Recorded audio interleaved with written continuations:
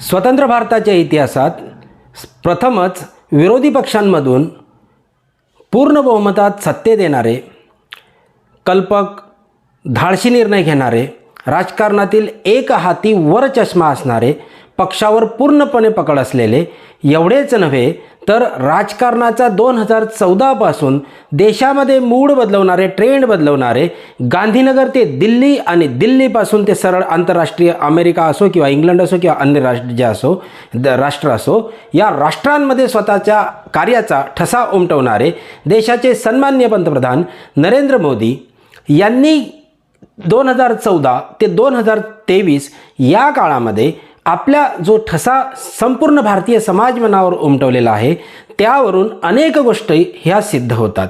आणि एवढंच नव्हे तर 2024ची निवडणूक जिंकण्याच्या दृष्टिकोनातून देखील विरोधी पक्षांना खिळखिळा करण्यासाठी केलेली चाल किंवा त्यांनी खेळलेली चाल 370 कलम सारखं वैशिष्ट्यपूर्ण असं एक विषय.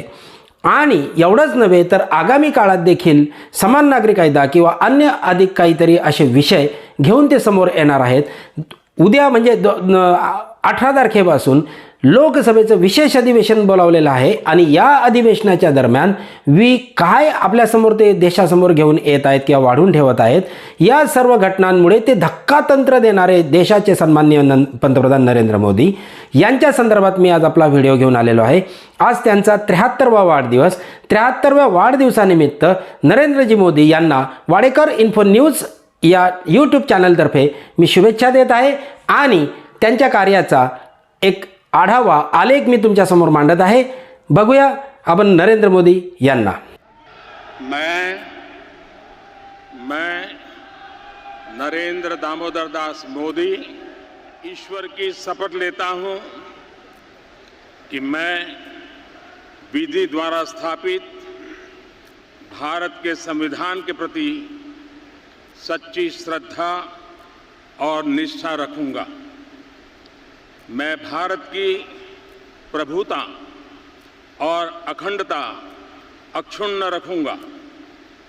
मैं संघ के प्रधानमंत्री के रूप में अपने कर्तव्यों का श्रद्धापूर्वक और शुद्ध अंतःकरण से निर्वहन करूंगा तथा मैं भय या पक्षपात, अनुराग या द्वेष के बिना सभी प्रकार के लोगों के प्रति संविधान और विधि के अनुसार. नरेंद्रजी मोदी यांनी 26 मे 2014 रोजी भारताचे पंतप्रधान म्हणून शपथ घेतली आणि स्वातंत्र्योत्तर काळामध्ये जन्मलेले ते भारताचे पहिले पंतप्रधान बनले. गतिशील, समर्पित आणि दृढ निश्चयी नरेंद्र मोदी 1 अब्जाहून अधिक भारतीयांच्या इच्छा आणि आकांक्षा प्रतिबिंबित करणारे नेतृत्व म्हणून उदयास आले. 2 मे 2014च्या कार्यभार स्वीकारल्यापासून पंतप्रधान मोदी यांनी सर्वंकष आणि सर्वसमावेशक विकासाच्या अशा मार्गावर वाटचाल सुरू केल्याचे म्हटले जाते, जिथे प्रत्येक भारतीय यांच्या आशा आकांक्षा पूर्ण होतील असा अपेक्षा जनता त्यांच्याकडून आज करत आहे. अभिनव कल्पना आणि उपक्रमांच्या माध्यमातून प्रगतीची चाके जलद गतीने फिरतील, विकासाची फळे प्रत्येक नागरिकांपर्यंत येऊन पोहोचतील याची खबरदारी त्यांनी घ्यावी अशी अपेक्षा आज सरकारकडून जनता करत आहे.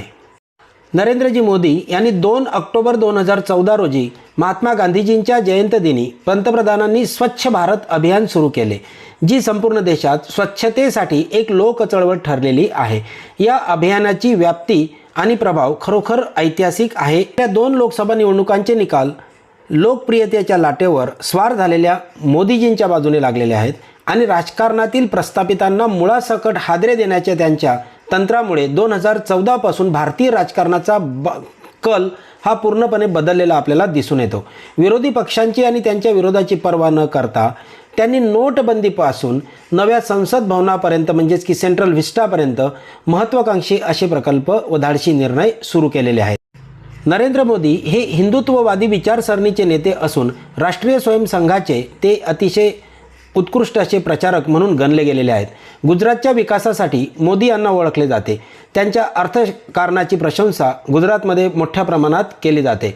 परंतु 2002च्या गोध्रा हत्याकांड आणि दंगलीमध्ये त्यांच्या भूमिकेबद्दल आक्षेप देखील घेतला गेला, हे विशेष. त्यांची वैयक्तिक माहिती आपण जर पाहिली तर त्यांच्या वडिलांचे नाव दामोदर दास मूलचंद गांधी तर आईंचे नाव हिराबेन आहे. या दोघांच्या 6 अपत्यांपैकी नरेंद्र मोदी हे तिसरे अपत्य आहे. मोदींनी 26 मे रोजी पंतप्रधानपदाची शपथ घेतली, परंतु मोदींनी किशोर वयात आपल्या समवेत चहाचे दुकान देखील चालवलेले आहे. तरुणपणी ते संघाचे पूर्णवेळ प्रचारक बनले. 1991 मध्ये कन्याकुमारी श्रीनगर एकता यात्रेपासून त्यांच्या राजकारणाचा उदय झाला. 1995 मध्ये भाजपचे राष्ट्रीय सचिव म्हणून त्यांनी 5 राज्यांची जबाबदारी निभावली. 2001, 2002 व नंतर 2002 ते 2007 आणि 2007 ते 2012 या काळामध्ये ते गुजरात राज्याचे यशस्वी मुख्यमंत्री म्हणून गणले गेले व त्यानंतर ते पंतप्रधान देखील झाले. भारतीय जनता पक्षाचे नेते नरेंद्र मोदी यांच्यासारखा साधी चहाची टपरी चालवणारा महत्त्वाकांक्षी तरुण हा देशाच्या पंतप्रधान पदावर जाऊन बसू शकतो आणि मजल गाठू शकतो, हे केवळ भारतीय संविधानामुळे सिद्ध होऊ शकते, हे मात्र नक्की. 2002 मधील गुजरातमधल्या दंगलीने त्यांच्या सर्वपक्षीय स्वीकार्यतेस खो घातल्याचे वेळोवेळी सिद्ध झालेले आहे. त्यांच्या चेहऱ्यावरील हा काळा डाग मात्र त्यांना पंतप्रधान बनण्यापासून रोखू शकला नाही, हेही तेवढेच निर्विवादपणे सत्य आहे.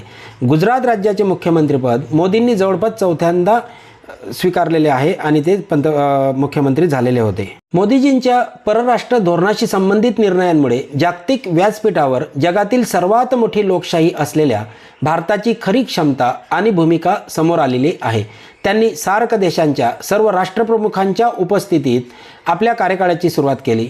संयुक्त राष्ट्राच्या आमसभेत त्यांनी केलेल्या भाषणाची जगभरात प्रशंसा झाली. नरेंद्र मोदी हे भारताचे पहिले पंतप्रधान आहेत ज्यांनी 17 वर्षाच्या प्रदीर्घ काळानंतर नेपाळ, 28 वर्षानंतर ऑस्ट्रेलिया, 31 वर्षानंतर फिजी आणि 34 वर्षानंतर सेशेल्स सारख्या देशांचा द्विपक्षीय दौरा केला. पदभार स्वीकारल्यानंतर मोदी यांनी संयुक्त राष्ट्र, ब्रिक्स, सार्क आणि G20 शिखर परिषदेला उपस्थित राहिले आणि एवढेच नव्हे तर नुकतीच G20 ही परिषद आता G21 झालेली आहे, त्याचं यशस्वीपणे प्रभावीपणे अंमलबजावणी त्यांनी भारतात केली आणि मंडपम जो अतिशय सुप्रसिद्ध आपल्या भारतात झाला, त्यामध्ये जो बायडनसारख्या नेत्यापासून तर आफ्रिकन राष्ट्राच्या नेत्यांपर्यंत सर्व देशाचे ज्येष्ठ व श्रेष्ठ नेते या ठिकाणी आलेले होते. त्या जपान दौऱ्यामध्ये देखील त्यांनी अतिशय चांगली अशी गुंतवणुकीची बाब ही समोर आणलेली होती. अरब राष्ट्रांशी भारताचे संबंध अधिक दृढ करण्यावर मोदींनी भर दिला. ऑगस्ट 2015 मध्ये त्यांनी आखाती देशांचा देखील दौरा केला. आखाती देशात 34 वर्षात दौरा करणारे ते भारताचे पहिले पंतप्रधान ठरले आणि त्यांच्याशी आर्थिक संबंध देखील त्यांनी बळकट बनवले. ऑस्ट्रेलियाचे पंतप्रधान, चीनचे राष्ट्रपती, श्रीलंकेचे राष्ट्रपती आणि रशियाचे अध्यक्ष या सर्व नेत्यांसमवेत त्यांचे अतिशय मैत्रीपूर्ण व सलोख्याचे संबंध देखील आहेत. ऑगस्ट 2015 मध्ये भारताने प्रशांत द्वीपसमूह राष्ट्रांच्या आंतरराष्ट्रीय परिषदेचे यजमानपद देखील भूषवले होते. यामध्ये महत्त्वाचे नेते म्हणून ते उपस्थित होते. भारत आणि प्रशांत द्वीप राष्ट्रांमधील महत्त्वाच्या मुद्द्यांवर त्यांनी यावेळी चर्चा केलेली होती. एखादा दिवस आंतरराष्ट्रीय योग दिन म्हणून साजरा करण्याच्या नरेंद्र मोदी यांच्या आवाहनाला संयुक्त राष्ट्र परिषदेत जबरदस्त प्रतिसाद मिळाला आणि प्रथमच जगभरातील 177 देशांनी एकत्र येऊन 21 जून हा दिवस आंतरराष्ट्रीय योग दिन म्हणून घोषित करण्याचा प्रस्ताव नुकताच संयुक्त राष्ट्र परिषदेत पार केलेला आहे. गुजरातमधील अतिशय लहान शहरामध्ये जन्माला आलेले, मेहसाणा जिल्ह्यामध्ये जन्माला आलेले नरेंद्र मोदी हे म्हणजे वंचित आणि शोषित अशा मागासवर्गीय गटातील आहेत.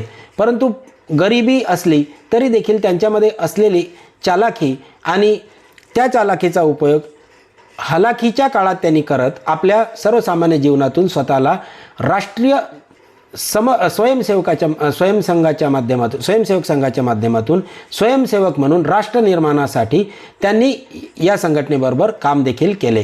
राज्य आणि राष्ट्रीय पातळीवर भारतीय जनता पार्टी संघटनेबरोबर काम करताना त्यांनी स्वतःला राजकारणात झोकून दिले. त्यांनी राज्यशास्त्रात MA ही डिग्री घेतल्याचे म्हटले जाते. त्या संदर्भात काही वाद असतील, विवाद असतील, परंतु माझ्यासमोर जी माहिती आली त्यानुसार त्यांनी राजकारणामध्ये राज्यशास्त्रामध्ये MA ची डिग्री केलेली आहे. 2001 मध्ये ते गुजरातचे मुख्यमंत्री बनलेले होते आणि ते एक प्रकारचे नरेंद्र मोदी हे लोकनेते आहेत.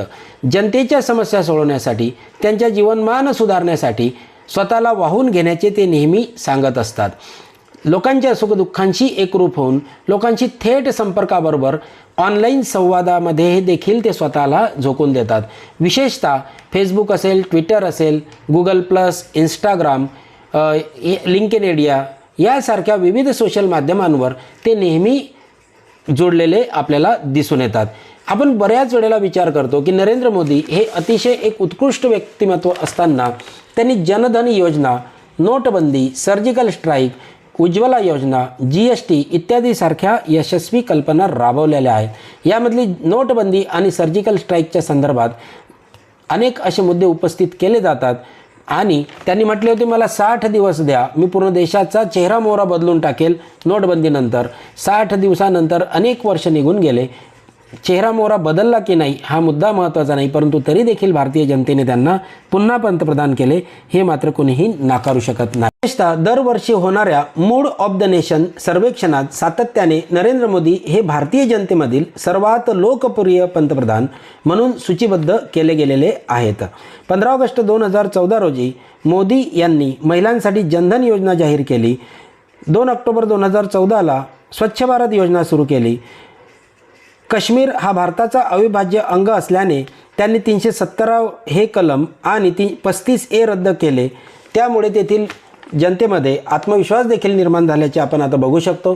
आयुष्मान भारत योजना, डिजिटल इंडिया, जेनेरिक औषधी, त्यानंतर 1 रँक 1 पेन्शन, त्याचबरोबर बेटी बचाव बेटी पढाव, 1 स्टॉप केंद्र, महिला हेल्पलाईन, नारी शक्ती पुरस्कार, महिला सक्षमीकरण, याचसोबत महिलांसाठी गरोदर आणि स्तनदा मातांना आरामदायी प्रसूती मदत योजना, प्रधानमंत्री मातृत्व वंदन योजना, प्रधानमंत्री सुरक्षा मातृत्व अभियान, त्याचबरोबर बिगर शेती क्षेत्रातील महिला उद्योजक व अनुसूचित जाती जमाती समुदायातील जनतेसाठी स्टँडअप इंडिया यासारखे विविध योजना त्यांनी आपल्या देशामध्ये आणल्या.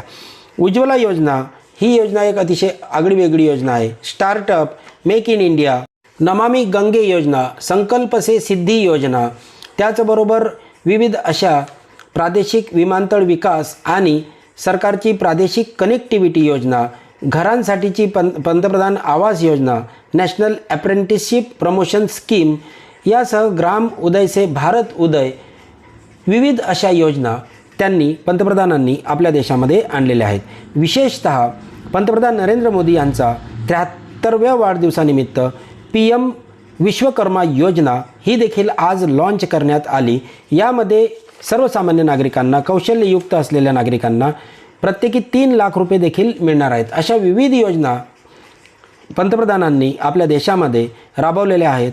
त्यांच्यावर विविध माध्यमातून टीका केली जाते. असहिष्णुता देशामध्ये वाढली, धार्मिक ध्रुवीकरण होऊन लोकांमध्ये फूट पाडण्याचा आरोप देखील त्यांच्यावर करण्यात आला.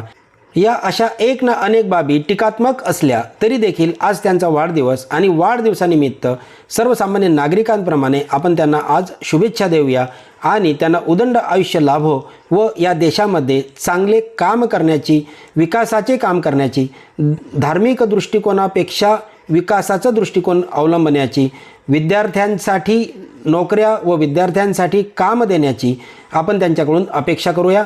धन्यवाद. जय हिंद, जय महाराष्ट्र. सबस्क्राईब करा यूट्यूब चॅनल.